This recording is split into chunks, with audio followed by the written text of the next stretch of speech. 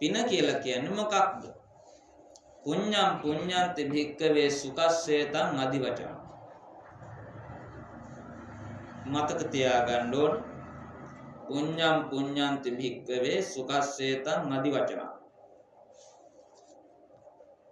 මහණෙනි පින කියලා කියන්නේ සතුටට. සුඛ සතුටට.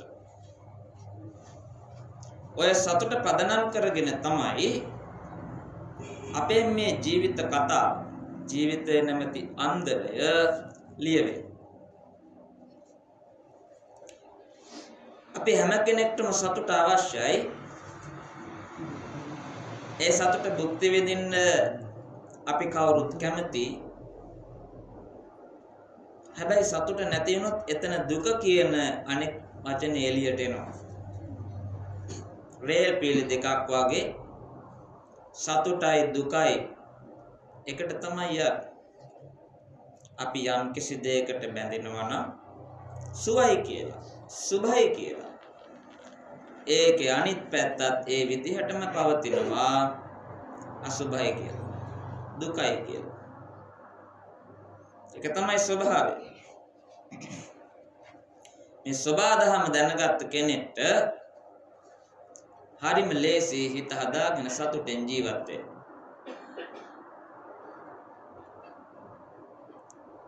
බුදුරජාණන් වහන්සේ පැහැදිලි කරනවා මහණෙනි මේ ලෝකේ ඇහිපිල්ලමක් ගන්න තරමකට හරි සුවයක් කියලා එකක් තියෙනවා. මේ ලෝකේට අයත් සුවයක් කියලා එකක් තියෙනවා නම් ඇහිපිල්ලමක් ගන්න තරමකට හරි එහෙම සුවයක් නැහැ කියලා පැහැදිලි කරනවා. පැහැදිලිද? අපි සුවය කියලා හිතාගෙන ඉන්නවා ගොඩාක් දේවල්. හැබැයි එහෙම සදාතනික වූ සුවයක්, නිත්‍ය වශයෙන් පවතින සුවයක් කොතනකවත් නැහැ. මේ ලෝකයේ කතාව දැනගෙන, මේ ලෝකයේ යථාර්ථය දැනගෙන, මේ ලෝකයේ පිළිබඳ ඇත්ත කතාව දැනගෙන, මේ සබා දහමේ පරිසරයේ ඇත්ත කතාව දැනගෙන ඉන්න මිනිස්සයාට ඇයි දුකක් ඇති වෙන්නේ? සබා දහම තේරුම් ගත්ත මිනිස්සයාට ඇයි දුකක් ඇති වෙන්නේ? එහෙම ඇති වෙන්න හේතුවක් නැහැ. අපිට දුකක් ඇති වෙනවා නම් ඒ දුක පවා ස්තර විදිහට බෙදන්න පුළුවන්. දැන් මෙතන ඇවිල්ලා ඉන්න අසල්වාසී පිරිස එදා ඇඬුවේ නැහැ. ඇඬුවේ අම්මයි දරුවෝ ළඟම අය තමයි ඇඬුවේ. ඒ කියන්නේ අපි බැඳෙන තරමට තමයි දුක පවතින්නේ. අපිට නැති වෙන්න තියෙන්නේ අපෙන් හිතින් අල්ලගත්ත දේවල් විතරයි. අපිට නැති වෙන්න තියෙන්නේ අපි හිතින් අල්ලගත්ත දේවල් විතරයි. එනිසා සතුට කියලා හැම වෙලේම අපිට බලාපොරොත්තු වෙන්න බෑ මේ ලෝකෙ මේ විශ්වයෙන් සතුටම මට දෙයි කියලා. එහෙම කොහොමද අපි බලාපොරොත්තු වෙන්නේ? ඒකාන්ත වශයෙන්ම මට සතුට පමණයි අද දවසේ ඕන කියලා අපි කොහොමද බලාපොරොත්තු වෙන්නේ? අපිට හැමදාම එහෙම වුණාද? කවදාවත් එහෙම වුණාද? නැහැ. සමහර විට අපි උත්සව සභාවකට යනවා වෙන්න පුළුවන්. පන්සලට යනවා වෙන්න පුළුවන්. සමාජයේ නැත්නම් වෙනත් කර්තව්‍යයක් උදෙසා යන්න පුළුවන්. ඒ යන අවස්ථාවේදී බලාපොරොත්තු වෙන දේ නෙවෙයි එතනට ගිහිලා සිද්ධ වෙන්නේ. හැමදේම එහෙම තමයි. අචින්තිතාම්පි භවති චින්තිතාම්පි විනාශති. නොසිතන දේ තමයි සිදුවේ. සිතන දේ සිදු වෙනවා අඩුයි. එහෙනම් හොඳ කල්පනාවෙන් ජීවත් වෙන්න. ඇයි එහෙම කල්පනාවෙන් ජීවත් වෙන්න කියලා කියන්නේ? බලන්නකො. දැන් වික්‍රමසිංහ මහත්මයා මේ අයත් එක්ක කල් ගත කරා. වික්‍රමසිංහ මහත්මයා වගේම නෙමෙයිද දැන් මේ අය කල් ගත කරන්නේ? ඒ වගේම තමයි. මොනවා හරි දෙයක් කනවා. ඇඳුම් අඳිනවා. ඊවල දොරවල් ජීවත් වෙනවා. ඥාති හිතයිසින් ඇසුරු කරනවා. තමන්ගේ රාජකාරී කටයුතු සිද්ධ කරනවා. රැකියා කටයුතු සිද්ධ කරනවා. වෙනදා වගේ කතා බහ කරලා ඉර නැගෙද්දිත් සතුටු වෙලා, ඉර මුදුන් වෙද්දිත් සතුටු වෙලා, ඉර බහැලා යද්දිත් සතුටු වෙලා, ඒ විදිහටම Tamanගේ දිනචරියාව ප්‍රායෝගික ජීවිතේ දෛනික ජීවිතේ ගත කරනවා. කොතනක හරි මේ ශරීර කූඩුවේ අවුලක් හින්දා කතාව කෙලවර වෙන්න බැරි නැද්ද? පුළුවන්. ඒක අමතක කරන්න එපා. අමතක කරලා ඉදි ප්‍රශ්න අපිට. ඔව්. මේ දැන් වෙන්න පුළුවන් නරකම දේ වෙන්න පුළුවන් කියලා හිතන්න. මේ දැන් නරකම දේ මට වෙන්න පුළුවන් කියලා හිතාගෙන ජීවත් වෙන්න වෙලා තියෙන්නේ. එහෙම තමයි වෙන්න ඕන. මරණය නෙවෙයි පුදුමේ. මැරෙන්න මෙච්චර හේතු තියෙන ලෝකේ ජීවත් වෙන එකයි පුදුමේ. එහෙම හිතෙන්නේ නැද්ද? ඉදි කට්ටත් ඇති මැරෙන්න. ඔව්. මැරෙන්න හේතු තියෙන්නේ මේ ලෝකේ. ජීවත් වෙන එක පුදුමාකාර දෙයක්. අපි තේරුම් ගත යුතු ප්‍රධාන දේ තමයි සතුට කියලා කියන එකේ අනිත් පැත්තක් කියලා තියෙනවා. මොකක්ද මේ පැත්ත? දුකනේ. සතුටයි දුකයි. මොකක්ද ඔය දුක කියලා කියන්නේ? අපි ඇත්තටම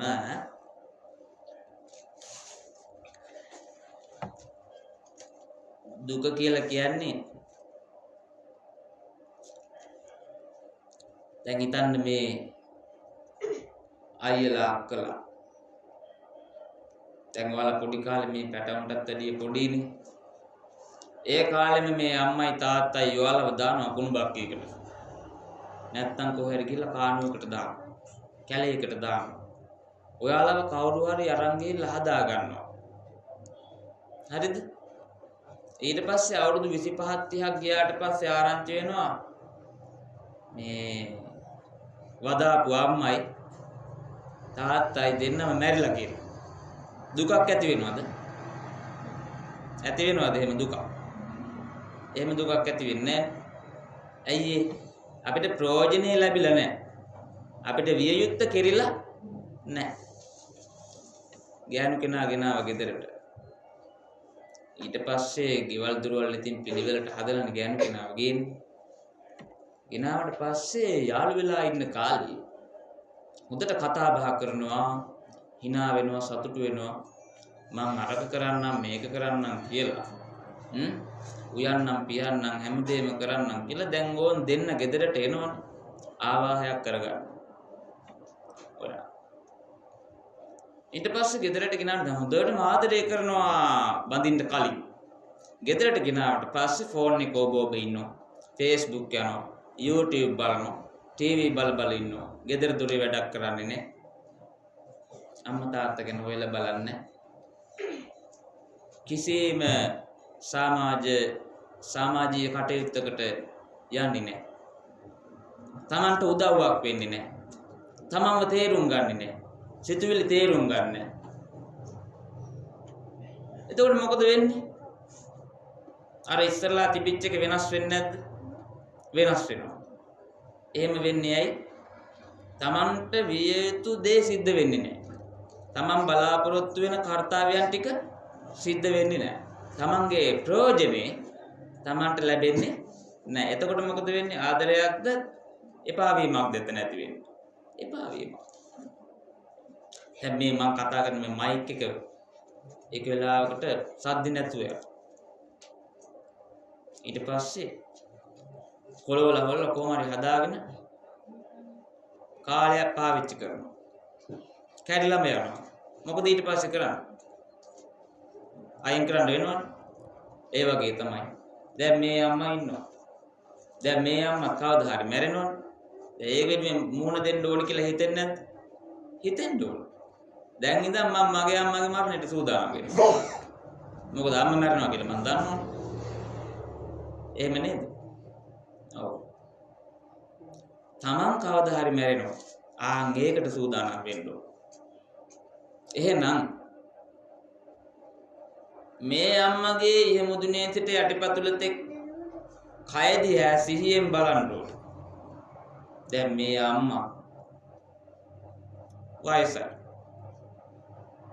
දැන් මේ අම්මා දිරලා තියෙන්නේ. මේ අම්මගේ ඇඟේ ගොඩක් දේවල් මොකද වෙලා තියෙන්නේ? මැරිලා. තේරෙනවද කතාව? මේ අම්මගේ කයේ ගොඩාක් දේවල් මැරිලා. අර අම්මගෙත් එහෙමයි. පැහැදිලිද? මැරෙනවා. හැම වෙලේම ඉපදී මැරෙනවා. ඒකනේ බත් කන්නේ. බත් නොකා හිටියොත් ඒත් මැරෙනවනේ. පොඩි එකෙක් වුණත් කමන්නේ. බත් නොකා හිටියොත් මොකද වෙන්නේ? මැරෙනවා. මැරෙන්න හේතුව දෙන්නේ නැහනේ අපි. කෑම දෙන්නේ නැහනේ. එතකොට තමයි මැරෙන්නේ. පැහැදිලිද? ඕම ඔය කතාව උතන මතක තියාගන්න. කෑම දෙන්නේ නැහනේ. එතකොට මැරෙනවා. දැන් මේ අම්මා එදා ඉඳන් කෑම දීදී කොහොම හරි පෝෂණය වෙලා දැන් මේ දරුවොත් හදලා දැන් වෙන දාන ගෙවල් වලට බණ ගෙවල් වලට ගිහුවාම ඉස්සරහා ඉඳ ගන්න නැහනේ කවුරුත් ඇවිල්ලා. දෙන්නේ තුන් දෙනෙක් ඉඳ ගන්න. දැන් මේ අද දරුවෝ ඔක්කොම ඉඳගෙන ඉන්නවා මෙතන. බණ අහන්න. හොඳයිනේ. ශ්වේත වර්ණේ තරසිලා පුංචි අයත් ඉන්නවා. එතකොට මේ වගේ වටපිටාවක් මේ අම්මා නිර්මාණය කරලා තියෙනවා. දැන් මේ දරුවෝ සමාජයට එළඹිලා සමාජීය වැඩ කටයුතු කරනවා. තවත් සමාජීය ගොඩාක් දේවල් කරනවා. එතකොට මේ දිරච්ච කය එදා ඉඳන් ඉපදී මෙරි බිදි ආපු ඒ කය දරාගෙන වගකීම් යුතුකම් කාර්යභාරයන් මනාව ඉෂ්ට සිද්ධ කරගෙන ඇවිල්ලා තමයි දැන් මෙහෙම වෙලා තියෙන්නේ. සමහර අම්මලා තාත්තලා ඉන්නවා. දරුවන්ට ජීවිතය කියලා දෙන්නේ නැහැ. දරුවන්ට අත් දෙක එකතු කරලා වැඳ ගන්න බෑ. දන ගහලා බුදුහාමුදුරුවන්ට වැඩිහිටියෙක්ට අම්මට තාත්තට වඳින්න බෑ. රෙදිපිලි හොද ගන්න බෑ. ගෙයක් දොරක් අතු ගා ගන්න බෑ. බත් ටිකක් කනලා දරුවෙක්ට කවන්න බෑ. දරුවෙක්ට අවවාදයක් දෙන්න බෑ. සමාජයක ගිහිල්ලා කතා කරන්න බෑ. සමාජයකට යන්න බෑ. මූණ දෙන්න බෑ. එහෙම දරුවෝ ඕන තරම් ඉන්නවා මේ සමාජෙ.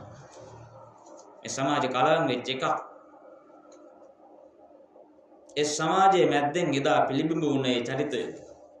අද වෙනකොට මේ අතරින් ගිලිහිලා වික්‍රමසිංහ මහත්මයා.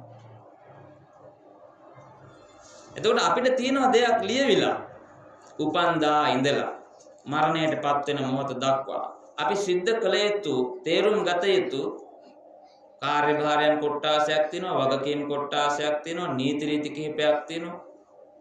ඒ සියල්ල ඉගෙනගෙන අපේ මානසිකත්වයට අපි අගයක් දුන්නේ නැත්තම්, පූර්ණයක් සිද්ධ කරේ නැත්තම් අපි අසාර්ථක වෙනවා.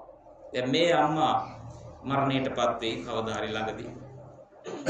එතකොට මේ අය සාදුනාද පවත්වලා බොහෝ පින්කම් සිද්ධ කරලා පින් අනුමෝදන් කරනවා. එතකොට මේ අම්මා දැන් සූදානම් වෙන්න ඕනේ. භාග්‍යතුන් වහන්සේ දේශනා කරපු ධර්මයේ කුමක්ද? මා තේරුම් ගත යුත්තේ කුමක්ද? ඇත්තටම මේ ලෝකයේ සනාතනික ධර්මතාවය කුමක්ද?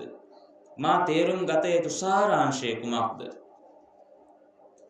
මම බුද්ධිමත් මිනිස්සෙක්. මං එදා ඉඳන් බණ අහපු මිනිස්සෙක්.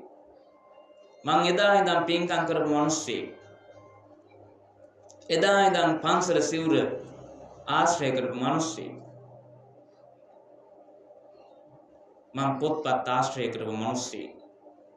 මං සමාජයේ සෑම කර්තව්‍යයකටම ගිහි මිනිස්සෙක්. එහෙනම් ඇත්තටම මේ ලෝකේ කතාව මොකක්ද? ඇත්තටම මේ ලෝකේ සබා දහම කියන්නේ මොකක්ද? බුදුරජාණන් වහන්සේ අවුරුදු 45ක් මුළුල්ලේ දේශනා කරපු ධර්මයේ සාරාංශය මොකක්ද? මොකක් තේරුම් අරගෙනද මගේ මේ ආධ්‍යාත්මය සුවපත් කරගත යුත්තේ? මං තාම ඉන්නේ අන්ධකාරෙද? මං තාම ඉන්නේ අගාධයට වැටිලාද? මං තාම ඉන්නේ ගැලවෙන්න බැරි කූඩුවකද? මං තාම ඉන්නේ වැරදි මතයකද? මං තාම මාව තේරුම් ගන්න නැද්ද? මං තාම මේ ලෝකේ කතාව තේරුම් ගන්න නැද්ද? ඇයි මට බැරි? මට පුළුවන් වෙන්න ඕන. මං දැන් ඉඳන් උත්සාහ කරනවා. ලහි උත්සාහ කරනවා. මේ අම්මා හැම හිතන්න.